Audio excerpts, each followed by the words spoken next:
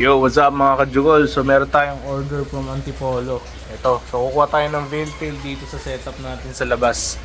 Tapos ibabalot na natin. Kumukuha lang ako dito. Kaya pakita ko sa inyo ha. Yan, so ito na yung nakuha ko guys sa female. Yan, full mask yan ng mga veil guys, crystallized. Yan, compared dun sa pinapakita ko sa inyo na video, mas malaki na sila ngayon. Yan, ngayon lang tayo makapag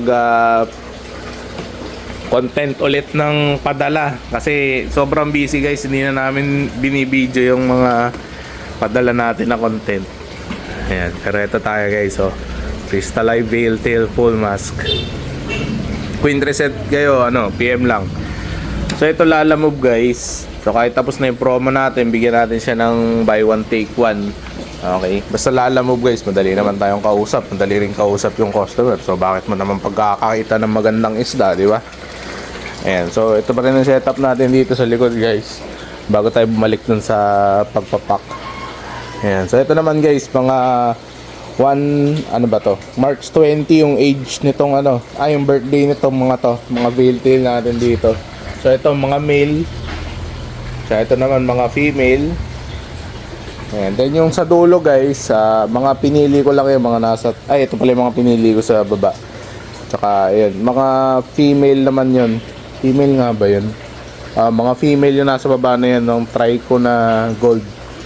Tsaka lemonade ba yan? Ayan, nakalimutan ko ng GBT ata yung lemonade. Ayan, tapos ito mga Yamabuki and Choco Marble. Okay, balikan tayo dun sa kabila. Sobrang ganda nyan guys. Ayan, panalo yan kapag ganyang inuha nyo, veil tail. Tingnan nyo kung gaano kaputi yan guys compared dun sa background Ayan, so dito na tayo sa likod, magbalot tayo ng red eye at saka crystal blue eyes na round tail. GBT pala, sorry. Nagkagulo-gulo na. GBT at saka red eyes. So red eyes yung pinri ko kay sir guys, kasi yun yung pinakamura doon sa tatlong gusto niya. Basta madaling kausap ang customer, madali rin akong kausap, diba? Ganun lang kadali yun. Ito pala guys yung mga red eye na naka-prepare na para sa kanya. Ayan. Then kukuha lang ako ng GBT. Ito naman guys yung GBT natin, flare tail. Tapos glittered pa yung niya, red eyes, Ayan, so ito papadala natin. Ito nga pala guys, meron tayong content about doon sa ginamit ko na pamalit na pump. Hindi ko pa yata napopost yun Ayan, tapos ito yung PKBM natin tsaka GBT. And then PKBM ulit. Ayan, so dalawa na sila guys parehong pump. Abangan nyo yung content natin dyan. Ang ganda linaw ng tubig. Kita nyo? Tapos ang filter lang yan guys. Ito lang 1 linggo na yan mahigit dyan. Diba? Linaw Diba? Walang water change yan ng 1 linggo. Sa labas guys, pakita ko sa inyo mga available Ayan, so meron tayo dito trico at saka GBT. Tapos ito rin GBT, PKBM. Tapos Yamabuki Marble, tsaka Choco, at tsaka Tart Choco pala dito. Tapos may mga calls lang tayo dyan. Yan. Kasi yan yung mga kinukuha ko doon. Naawa kasi doon sa fry doon sa labas. So kinukuha ko. So yun yung mga light na yun. Yung mga fry dito sa long body ko ng mga golden zebra. Tsaka light choco. Ayan, meron kasi ako dito mga trip dyan na hindi ko naman sila kasi makal talaga. Alam nyo ba guys kung ano nagsabihin ng kal? Ayan. So yung kal kasi guys, talagang yung pinapatay yung mga yun. So yun yung word guys. So kal lang ang tawag. So akala nung iba pag kal, pangit. Diba? Pag kal talaga guys, yung pang alis na, pang panchugi na. Ayan. So meron din tayo dito mga PKBM. So eto guys, dati hindi magaganda yung kulay yung mga PKBM na yan. Pero ayan, magaganda na sila ngayon dahil sa green water. Ayan, nalagang green water lang. Tapos dark choco and then golden zebra. Uy, meron palang doon, isang pangalan nun. Basta. Ayan, then dito naman dark choco din, lalaki. Ayan, anyways, yung nasira natin tent, hindi na muna natin papalitan. Kasi itong tent na to guys, hindi naman ito nakadesign sa Baguio. Ayan, tama nga naman yung seller. Sinabi ko kasi sa seller sabi naman ng seller, hindi nga naman mga design for Baguio yan. And then ito naman, dito naman tayo guys, red balloon platy. Ayan, so meron tayo dyan.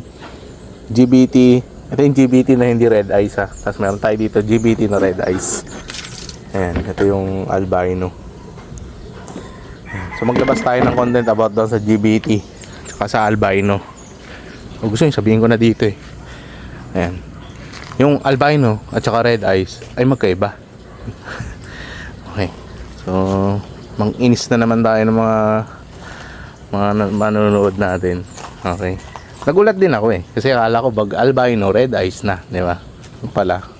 At a certain point, nagiging hindi na sila so-called albino. Okay. So, ano na yan? So, sa mga matitrigger natin dito sa video na yan, tsaka na natin ituloy. Okay. Anyways. So, yun yung mga available natin dyan. Then, doon, breeders natin Yamabuki. Ayan. Then, ito, calls to eh. Ayan, calls ko yan. Then, calls ko yun. And then, ano pa ba? Ayan, wala laman yun eh. Ito, fry na test ko yan. Pero mga long body yan eh. And then, ito, PKBM natin na for breeding. Ayan, ganyan lang tayo guys mag-breed. Walang kahirap-hirap. Ayan. So, aeration. Malakas aeration ko sa loob. Wala ako aeration dito. No problem, di ba? Okay. Ito na guys, na plastic na natin yung order ni sir. So, ayan. Ito yung mga veil niya. Ang ganda oh. GBT and then blue eyes. Yan. Tapos dahil madali kausap si sir, dadagdagan ko pa siya ng freebies. Kukuhanin ko lang at babalot. Ito na guys yung mga nabalot. Kalagay na natin dito sa kahon. Yan. Alam mo to pero insulation natin kasi baka kung saan mapunta magtagal eh. Ayan. So lagay ko lang to guys. Tapos update ko kayo. Ito na si Jugols bossing. Ayan o.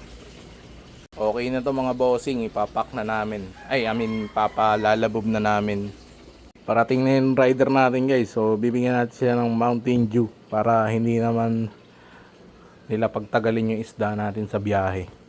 Tara.